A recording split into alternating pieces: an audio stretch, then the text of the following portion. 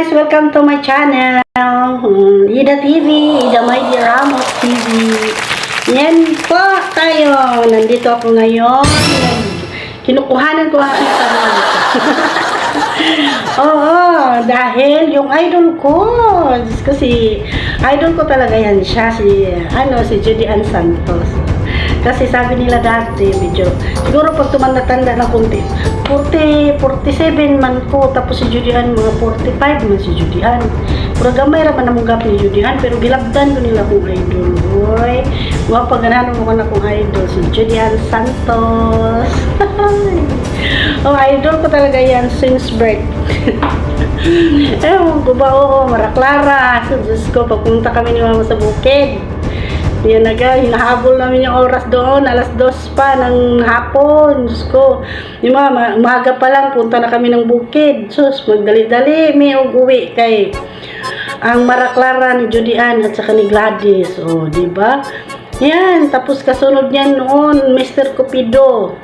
O, speaking of Judy Ann Santos, gilabdan nila, no, na consumption sila nag-consumption sila dun sa sinabi ni Judy Ann na ang pera mo, pera ko. Ang pera ko, pera ko. Ang pera ko, pera ko. Ang pera mo, pera ko pa din. Wala na tayong pag-uusapan. Diba? Nagbabash agad sila tungkol dyan. Naman.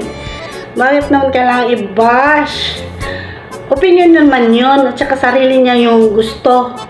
Senior na lang na gano'n yung kasi sa interview yun kung hindi ko nagkakamali sa interview niya kay Karen Davila, basta gano'n, parang gano'n yun na sinabi ni Judy Ann, ang pera ko maganda naman, okay naman yun, di ba? Dapat naman talaga ang lalaki nag-iintriga naman talaga sa babae, hindi naman ang babae ang nag-iintriga sa lalaki.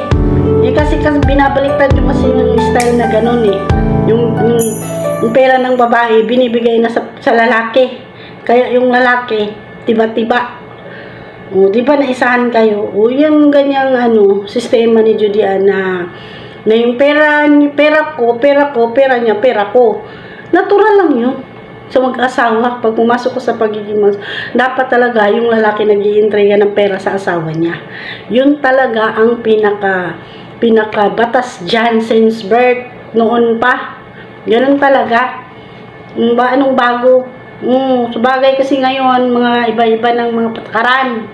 May mga pauso. Kaya nabibiktima. Charot. Number 1 naman akong biktima din sa mga panluloko. Ang panluloko ng mga lalaki na yan. Pero huwag na tayong lumayo kasi mausapan naman yun sa atin. Yung tungkol muna doon kay Judy Ann Santos. Wala namang mali doon sa sinabi ni Judy Ann, mga madi, mga nanay, mga tatay. Mga nanay, mga tatay, wala namang mali doon sa sinabi niya. Gusto niya ng ganon. Yun ang napag-usapan nila. So, anong magagawa niya? Anong magagawa natin? Siya ay ganon talaga. Talaga namang ganon ang tamang paraan ng paghawak ng pera.